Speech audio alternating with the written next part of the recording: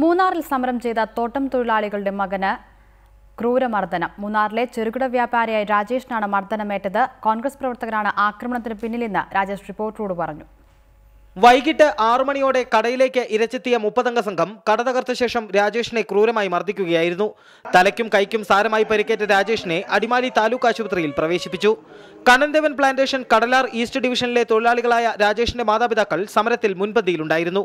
രാജേഷിന്റെ നേതൃത്വത്തിലുള്ള ഒരു സംഘം യുവാക്കൾ സമരക്കാർക്ക് ഭക്ഷണവും വെള്ളവും വിതരണം ചെയ്തിരുന്നു.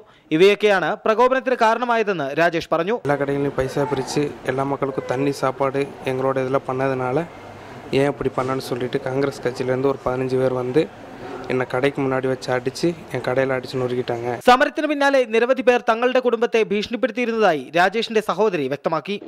தம்பிக்கு உயிருக்கு எப்பனாலும் ஆபத்து இருக்கு. நீங்க தான் என் தம்பிக்கும் எங்க குடும்பத்துக்கும் பாதுகாப்பு கொடுக்கணும்.